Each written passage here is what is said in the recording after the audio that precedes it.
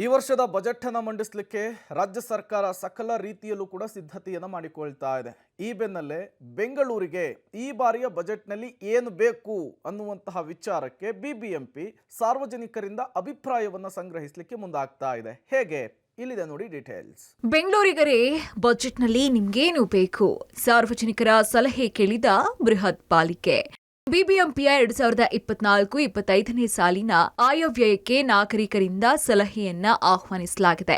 Budget ಸಿದ್ಧತೆ ಕಾರ್ಯ ಪ್ರಗತಿಯಲ್ಲಿದ್ದು, ಉಪಮುಖ್ಯಮಂತ್ರಿ ಡಿಕೆ ಶಿವಕುಮಾರ್ ನಿರ್ದೇಶನದಂತೆ ನಿವಾಸಿಗಳ ಕ್ಷೇಮಾಭಿವೃದ್ಧಿ ಸಂಘಗಳು, ನಾಗರಿಕ ಸಂಘ ಸಂಸ್ಥೆಗಳು ಹಾಗೂ ಸಾರ್ವಜನಿಕರಿಂದ ಸಲಹೆಗಳನ್ನು ಆಹ್ವಾನಿಸಲಾಗಿದೆ.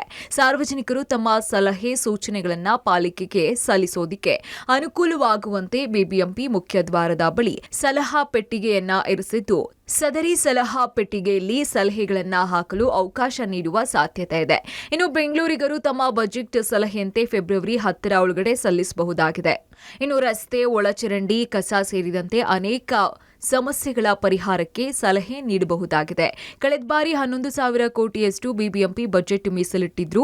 ಈ ಬಾರಿ ಬ್ರ್ಯಾಂಡ್ ಬೆಂಗಳೂರು ನಿರ್ಮಾಣ ಹಿನ್ನೆಲೆಯಲ್ಲಿ ಬಜೆಟ್ ಗಾತ್ರ ಜಾಸ್ತಿಯಾಗುವ ಸಾಧ್ಯತೆ ಇದೆ. ಒಟ್ಟಾರೆ ಬಜೆಟ್ ನಿರ್ಮಾಣಕ್ಕೆ ಸಾರ್ವಜನಿಕರ ಸಲಹೆ ಕೇಳಿದ್ದು ಫೆಬ್ರವರಿ 10ರ ಒಳಗಡೆ ಸಲ್ಲಿಸಬೇಕಾಗಿದೆ. ಯಾವೆಲ್ಲ ಸಲಹೆ ಬರುತ್ತೆ ಅಂತ ಕಾದು ನೋಡಬೇಕಾಗಿದೆ. Lokesh Kodagadala, public TV, Bengaluru.